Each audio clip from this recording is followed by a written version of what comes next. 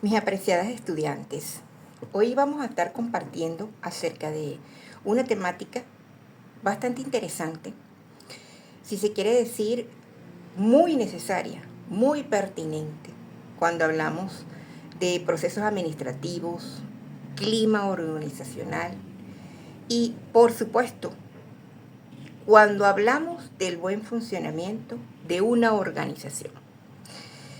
Esas temáticas, esos tópicos que vamos a estar tratando a continuación, tienen que ver con la toma de decisiones, con el liderazgo y el proceso de una adecuada comunicación en una organización. Tanto ustedes como yo sabemos que hay debilidades, hay ciertas fallas cuando hablamos de tomas de decisiones convenientes, pertinentes, en un momento determinado de lo que sería nuestro periodo escolar. Aparte de ello, a veces no contamos con un verdadero liderazgo en nuestras instituciones educativas.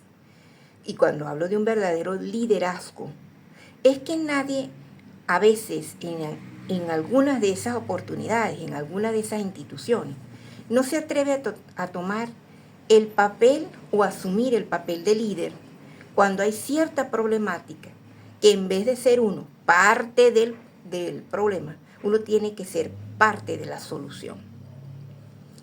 Y cuando hablamos de todo lo que les acabo de mencionar, que es toma de decisiones, liderazgo, implícitamente está el proceso de la comunicación.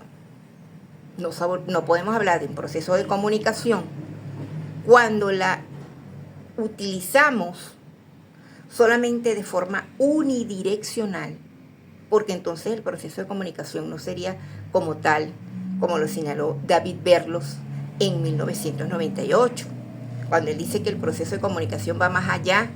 No es un proceso unidireccional, es un proceso de interacción, un proceso bidireccional entre dos o más personas, porque si lo dejamos solamente como un proceso unidireccional, entonces solamente caemos en la temática de que es una información nada más lo que estamos dando y no estamos facilitando la oportunidad de darle a nuestro receptor el momento de interactuar, el de hacer feedback, el de emitir juicios, el de emitir opiniones, el dar sus argumentos y sobre todo propiciar la retroalimentación.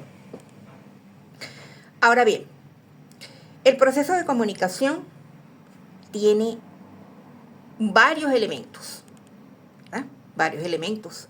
Y entre esos varios elementos está el emisor, que es el que envía el mensaje, el receptor, que es el que le recibe, teniendo en claro que el receptor se va a convertir en un momento dado en emisor también y viceversa, porque estamos hablando de el proceso de comunicación como un proceso bidireccional, un proceso interactivo, mucho más ahora que estamos hablando de la era de la información y la tecnología.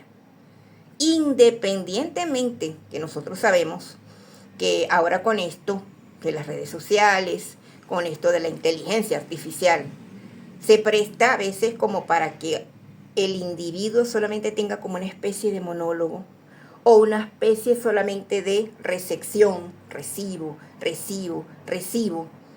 Nosotros, en nuestro ámbito educativo, tenemos que también tomar las riendas para que este proceso de comunicación se dé de forma óptima y no una mera información, que a veces tenemos eso en nuestras aulas.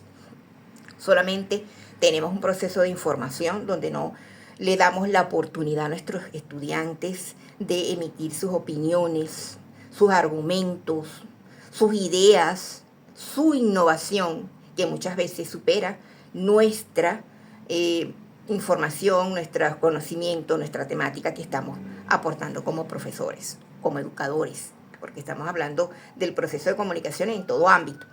desde inicial hasta superior, desde los procesos administrativos y gerenciales, desde lo que se da, ¿verdad? Lo que es la parte administrativa de un colegio, de una universidad, de un liceo. Estamos hablando desde todo ámbito. Entonces, en el proceso de comunicación, antes, ¿verdad?, de seguir ahondando con respecto a los elementos de dicho proceso, es importante señalar que la toma de decisiones me va a exigir a mí un proceso de comunicación adecuado, donde yo sepa respetar a mi receptor, a mis receptores, donde yo sea estratégica al utilizar los mejores medios, los mejores canales, los mejores códigos, para yo saber comunicarme y que ese mensaje llegue, sea transmitido a quienes van a recibirlo, a quienes son mi audiencia, a quienes son mis estudiantes, a quienes son mis colegas, a quienes son mis jefes, en este caso de mayor jerarquía, porque a veces precisamente la toma de decisiones se ve interrumpida,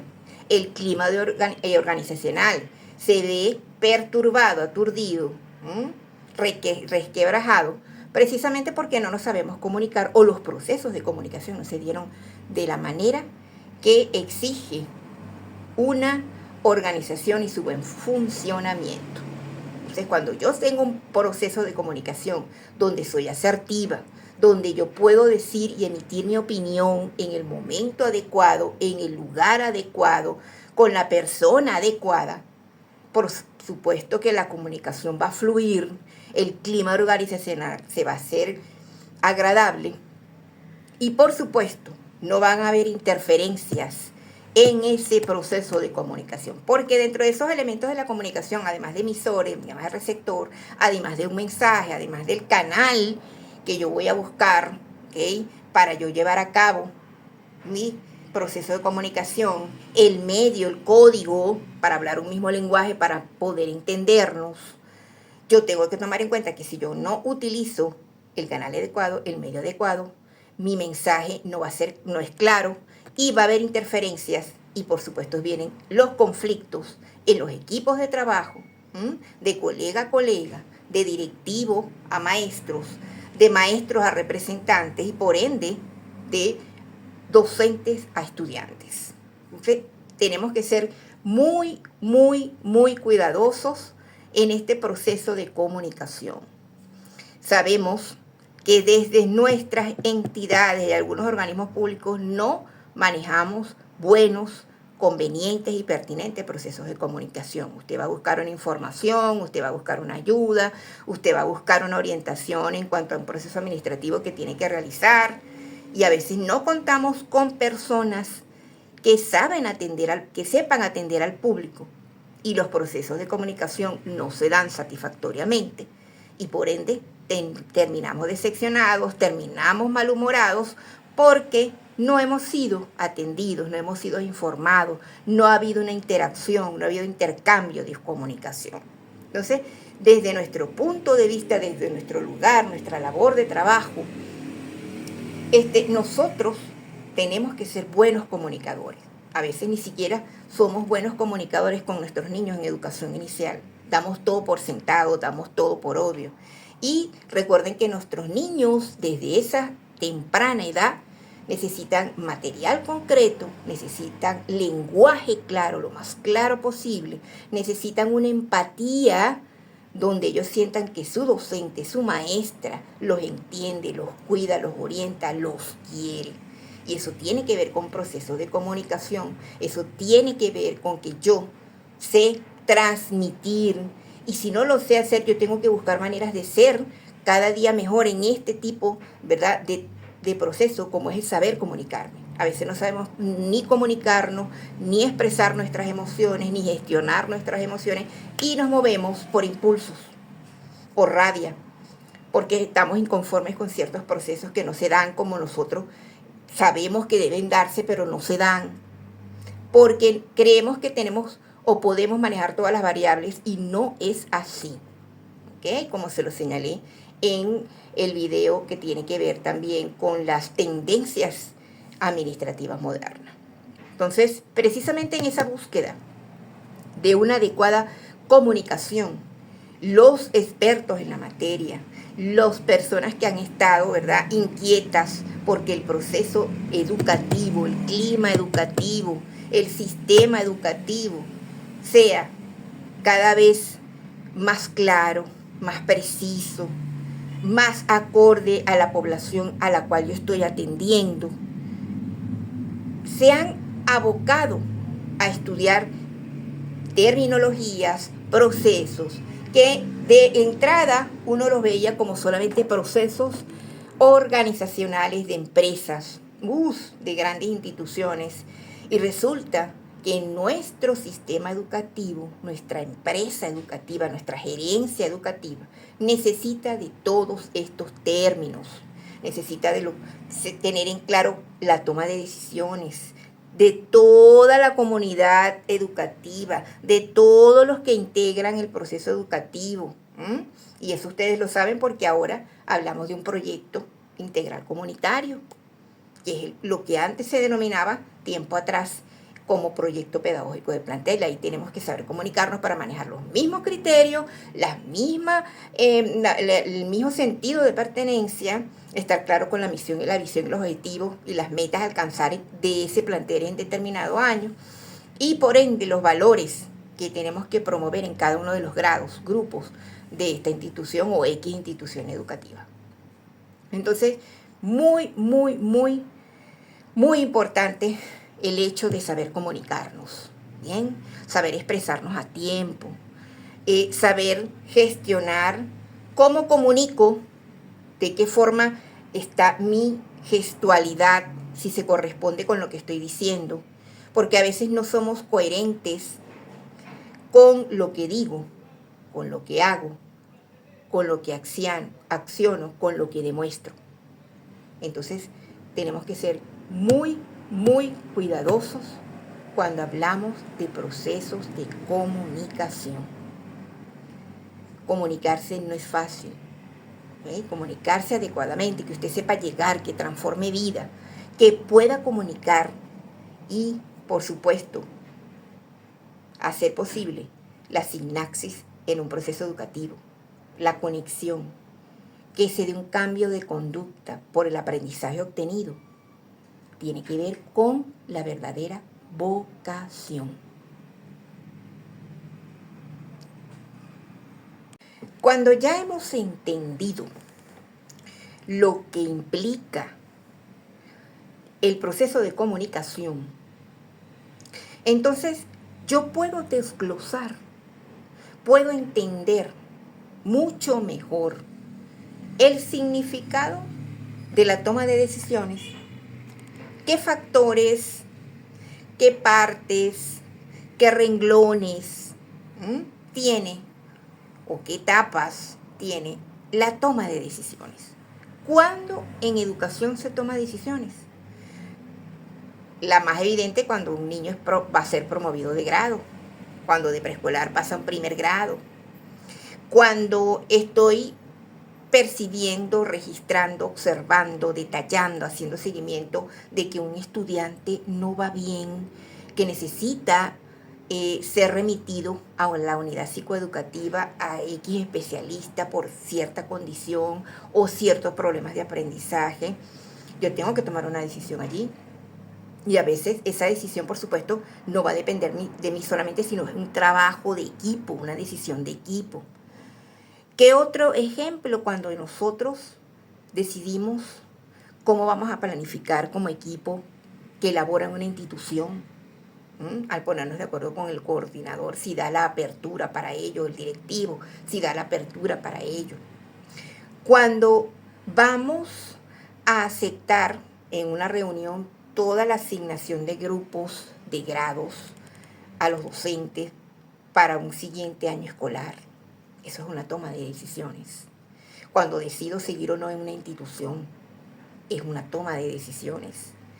Cuando me piden reconsiderar la evaluación, la nota, la calificación, el resultado de una prueba que ha tenido X estudiante, reconsiderarla, darle la oportunidad para que podamos, ¿verdad?, replantear el hacer la prueba nuevamente. Esa es una toma de decisiones. ¿Okay?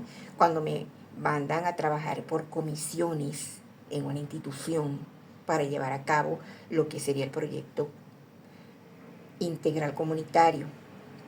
Cuando yo decido en cada lapso cuál va a ser la planificación de acuerdo al diagnóstico que tengo con mi grupo. Cuando decido cuál va a ser el acto cultural, la presentación que van a tener mis niños como final del proyecto, es una toma de decisiones. Bien, cuando yo decido reunirme con el representante, reunirme con el equipo psicoeducativo, con el directivo, para un caso especial, urgente, de prioridad, eso es una toma de decisiones. Y por ende, cuando yo decido como docente continuar en esta carrera, seguir preparándome, seguir actualizándome, esa es una toma de decisiones. Bien, teniendo en claro los ejemplos que les he dado con respecto a la toma de decisiones, Goldman 2007 dice que en la toma de decisiones hay fases y la primera es definir el problema. Y en los ejemplos que les he dado y en lo que ustedes han vivenciado, se van a dar cuenta que las fases son súper vivenciadas por ustedes, experimentadas, vividas, practicadas, accionadas. ¿Ok? Definir el problema, ¿verdad? Y él dice que en toda decisión es necesario buscar lo que implica el problema y definirlo.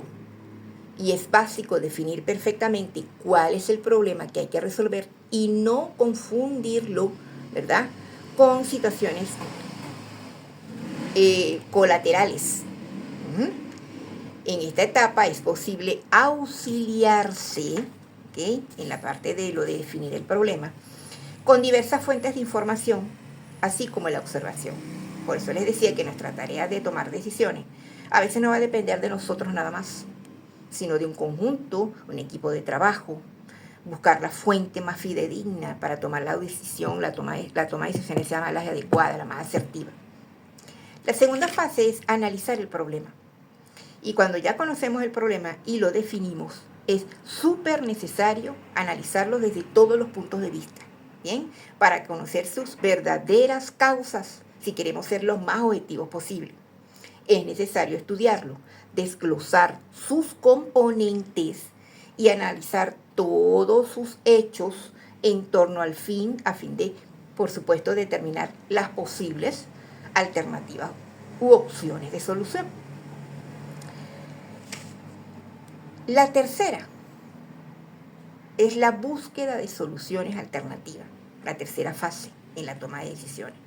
Y esta búsqueda de soluciones alternativas, el autor que les he mencionado, Goldman 2007, dice que una vez analizado el problema, se hace necesaria una solución, pero no dentro de una sola alternativa. Fíjense lo interesante del asunto. Debe ser una norma preparar varias alternativas, estudiando las ventajas y desventajas que implican cada una de ellas, así como la factibilidad de su implementación y los recursos que voy a necesitar para dicha solución. Eso quiere decir que entonces yo tengo que tomar en cuenta también a las demás personas. Si necesito de X personas que forman parte de esa problemática y que van a formar parte también de la solución, yo tengo que entonces saber comunicarme, lo que les decía, lo que acotaba anteriormente. Y en base a eso analizar diferentes alternativas y entre todos buscar la mejor solución, la que más se acerque a el beneficio completo de los implicados en dicha problemática. La cuarta fase se denomina la decisión dentro de la mejor alternativa. Ya evaluadas las diversas alternativas, la seleccionada debe representar la más idónea para las necesidades en la organización y la que redunde en máximo beneficio para la misma, lo que les acabo de acotar. Aunque las otras alternativas consideradas contenían diversas soluciones, nuestro propósito, bien, nuestra finalidad es la búsqueda de la mejor. Existen algunos criterios cuando nosotros queremos seleccionar la mejor solución. Y esos criterios serían el riesgo.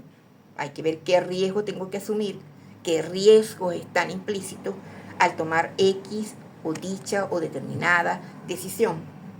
El esfuerzo económico, si lo que estamos hablando es una problemática que sugiere o demanda ciertos aspectos socioeconómicos. Las limitaciones, ¿okay?, de recursos, tengo que ver con qué recursos cuento para dicha solución. Eso lo tenemos que considerar para seleccionar la mejor solución. La quinta fase es convertir la decisión en acción, porque nada hago yo con escribir, hacer un proyecto, plantear, ¿verdad?, toda una serie de ideas, como a veces nos pasa en nuestro ámbito educativo, y se queda allí. O simplemente las decisiones las toma un lado, otros no cooperan, y entonces la acción se ve incompleta. Entonces, convertir la decisión en acción. Las soluciones por sí solas no tienen ningún valor, dice Goldman 2007.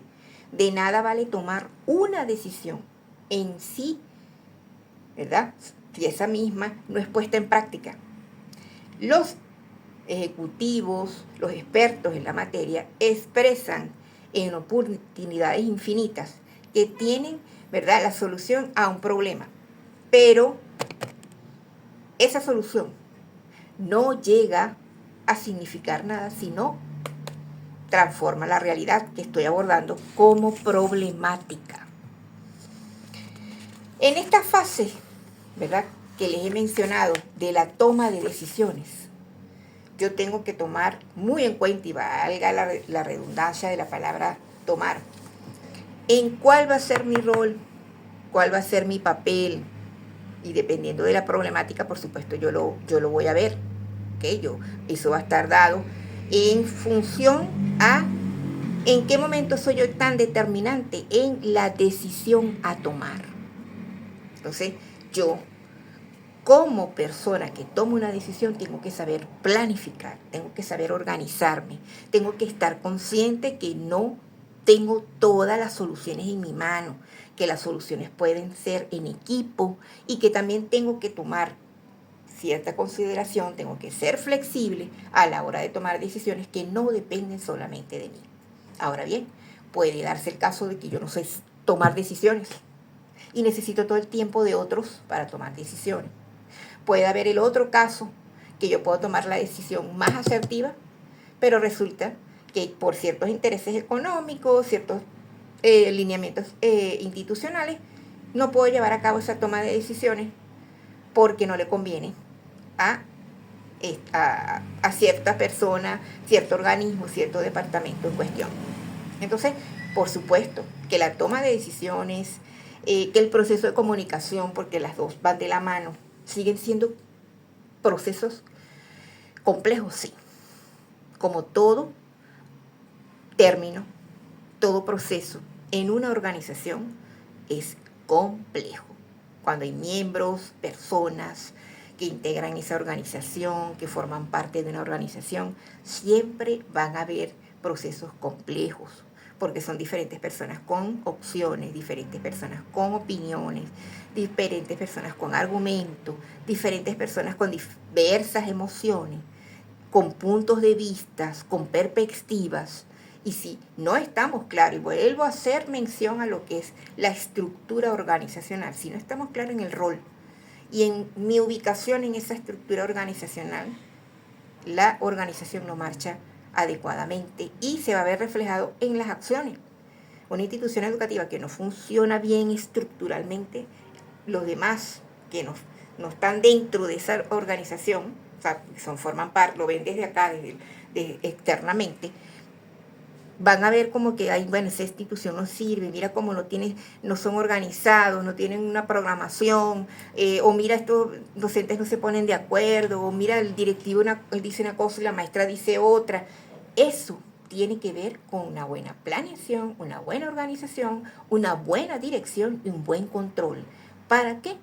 Para que esa organización funcione de manera adecuada, de manera óptima y sobre todo que eso la haga permanecer por muchísimo tiempo en lo que es su estructura, en lo que es su función, en lo que es su razón de ser. Perfecto. Ahora nos movemos con aquel personaje que es líder. Y cuando yo hablo de liderazgo, hablamos, y no voy a hacer mucho énfasis aquí porque sé que ustedes saben que un líder no es igual en todos los lugares, en todas las instituciones. Un líder, independientemente de la inclinación pedagógica, filosófica, psicológica, que usted se incline, y a eso me refiero al conductismo, constructivismo, cognitivismo, humanismo, eso me va a determinar a mí, por supuesto, el tipo de líder que voy a ser, el que voy a reflejar. Pero en toda circunstancia, sobre todo en el ámbito educativo, el maestro, el directivo, todas las personas que están a cargo de otros, que son sus seguidores, sus discípulos, ese líder debe ser una persona que guíe, que enseñe y que sepa supervisar. Porque nosotros nos convertimos en supervisores, en coach de nuestros estudiantes cada vez que estamos orientando un proceso de enseñanza-aprendizaje. Entonces, mucho cuidado cuando yo hablo, ¿verdad?, de que soy un líder. Primero tengo que evaluar cuáles han sido mis huellas, las huellas que yo he dejado en mis estudiantes, en mis colegas, en la institución, en mi familia, si en verdad soy un líder transparente, si soy líder en una parte y en otra parte soy una persona negativa, una persona tóxica, que no respeto individualidades, no respeto emociones, no respeto funciones, no soy empático. Entonces, el líder guía, enseña, supervisa, orienta, gestiona. Y en educación eso nos hace falta rescatarlo, alimentarlo, fortalecerlo, porque pensamos que un líder es solamente armar sindicato, protestar, estar en contra de lo que de repente se establezca o con lo que no estamos de acuerdo y no sale igual a la forma en que yo opino. No, liderazgo es saber orientar a otros para que en eso que yo estoy orientando, dice decisiones, procesos educativos, procesos administrativos, sean de beneficio para todo un colectivo, para todos los miembros de una institución o una organización escolar, principalmente mis estudiantes. Entonces, yo tengo que evaluarme qué tipo de líder soy. Soy un líder autocrático, donde yo solamente quiero que hagan lo que yo diga. No sé canalizar, ni facilitar, ni delegar. Y eso hay instituciones que ustedes evidencian que solamente el directivo o el director coordinador, el director o su director son los que deciden, o simplemente el dueño de la institución es el que decide. Y los demás procesos a veces no tienen razón de ser, o al principio son de una forma y sin avisarle a usted, ¡clac!, son de otra forma. Entonces, mucho cuidado también con este término cuando asumimos liderazgo. El liderazgo de nuestros pequeñines en el aula. Somos modelo. Un líder es modelo, es ejemplo. Un líder es una persona que antes de llevar a otros, orientar a otros, ser modelo de otros, dejar huellas positivas en otros, dejar aprendizaje en otros, es humano. Sabe ser sensible al entorno que tiene a su alrededor, al contexto. No es que se segmenta solamente para sus beneficios, se segmenta pensando en el otro, en la empatía, en la solidaridad, en la colaboración, en el trabajo en equipo. Es una persona que se autorrevisa y también desde esa revisión vuelve a comenzar y puede ser parte de esos procesos de transformación en el lugar donde labora, en el lugar donde él es líder. Ahora, ¿qué pasa con el liderazgo? El liderazgo debe basarse en ciertos principios. Y entre esos ciertos principios, Rizzo, 2008, dice que debe basarse en la armonía del objetivo, en la impersonalidad de mando, en la vía jerárquica, comprenderla adecuadamente, saber aplicarla, saber respetarla, en la resolución del conflicto, cómo se puede desenvolver, cuáles son las formas mejor de ser mediador, y de cómo aprovecha ese conflicto para lograr que los miembros vuelvan otra vez a su cauce y que la estructura organizacional no se dañe, sino que crezca en vez de estancarse. Entonces, un líder es una persona que transforma. Actualmente se habla en las empresas de líder transformadores, líder inspiracional, que inspire a otros, que en vez de mandar, decir, imponer, inspire a otros y que otros tengan ese espacio para opinar y ser líderes también. Porque a veces nos pasa que algo se cae, una idea se cae, una institución se cae, porque no multiplicamos el liderazgo. Y nosotros tenemos la gran responsabilidad de hacer que esos pequeñitos, esos seres que estamos, ¿verdad?, nosotros formando, que somos parte de su proceso, sean líderes también. No podemos conformarnos simplemente con dar clases y marcharnos. Nosotros tenemos que dejar huellas y sobre todo en nuestra carrera de educación, donde estamos necesitando ahora más que nunca que las estadísticas cada vez bajan porque hay menos personas enamoradas de esta carrera, de esta profesión. Marcar huellas positivas y ser líderes que en vez de ser parte de un conflicto, nuevamente les repito, sean parte de la solución.